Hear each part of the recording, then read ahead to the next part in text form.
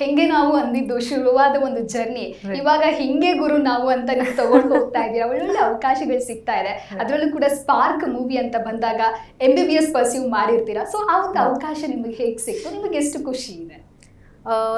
ನಂದು love mocktail ಶುರುವಾದಾಗ definitely ನನ್ನ journey ಇಷ್ಟು ದೊಡ್ಡ ಟರ್ನ್ ತೊಗೊಳುತ್ತಂತ ನಾನು ಅಂದ್ಕೊಂಡಿದ್ದಿಲ್ಲ. ಐ ಥಿಂಕ್ ಲವ್ ಮಾಕ್ಟೇಲ್ ಆಗಿದ ತಕ್ಷಣ ನಾನು ಕಾಲೇಜಲ್ಲೇ ಇದ್ದೆ. ಕಾಲೇಜ್ ಟೈಮಲ್ಲಿ ಇದು ಎಕ್ಸಾಮ್ಸ್ ಇದು ವೆಕೇಷನ್ ಟೈಮಲ್ಲಿ ಇದು ಶೂಟ್ ಮಾಡಿರುವಂಥದ್ದು.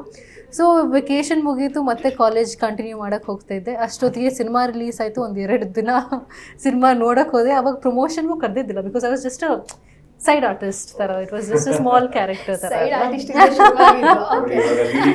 It was like child artist ಥರನೇ ಆಲ್ಮೋಸ್ಟ್ ಇತ್ತು ಅದರಲ್ಲಿ. ಸೊ ಅದಕ್ಕೆ ಪ್ರಮೋಷನ್ಸ್ ಕರೆದಿದ್ದಿಲ್ಲ. ಸೊ ಬೇಸಿಕ್ಲಿ ಥಿಯೇಟರ್ಗೆ ಸಿನಿಮಾ ನೋಡೋಕ್ಕೆ ಹೋಗ್ಬಿಟ್ಟು ಒಂದಷ್ಟು ಸೋಷಿಯಲ್ ಮೀಡಿಯಲ್ಲಿ ಪ್ರಮೋಟ್ ಮಾಡ್ಕೊಂಡು ಕೂತಿದ್ದೆ ಅಷ್ಟೇ. ಬಟ್ ಇದು ಕ್ವಾರಂಟೈನ್ ಟೈಮಲ್ಲಿ ಸಿನಿಮಾ ತುಂಬ ಚೆನ್ನಾಗಿ ಜನ ಸ್ವೀಕರಿಸಿದ್ರು ಆ್ಯಂಡ್ ತುಂಬ ಚೆನ್ನಾಗಿ ಜನ ಸ್ವೀಕರಿಸಿದ್ರು. ಆ್ಯಂಡ್ ಅಲ್ಲಿಂದ ನಂದು ಜರ್ನಿ ಸ್ಟಾರ್ಟ್ ಆಗಿರೋದು. ಸೊ ಕ್ವಾರಂಟೈನ್ ಟೈಮಲ್ಲಿ ಗಣೇಶ್ ಸರ್ ಜೊತೆ ನಂದೊಂದು ಸೈನ್ ಆಯಿತು ಪ್ರಾಜೆಕ್ಟ್, ರಿಷಬ್ ಶೆಟ್ಟಿ ಸರ್ ಜೊತೆ ನಂದೊಂದು ಸೈನ್ ಆಯಿತು project. I think it took a drastic turn after that.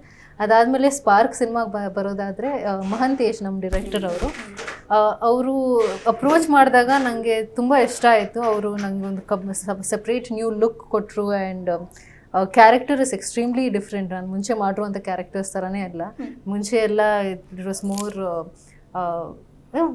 More content oriented, ಮತ್ತು ತುಂಬ ಇದು ಬಬ್ಲಿ ಥರನೂ ಇತ್ತು. ಆ್ಯಂಡ್ ಈ ಸಿನಿಮಾಲೂ ಬಬ್ಲಿ ಇಲ್ಲದೆ ಇದ್ರೂ it's a very nice girl next door character ಥರನೇ ಇದೆ.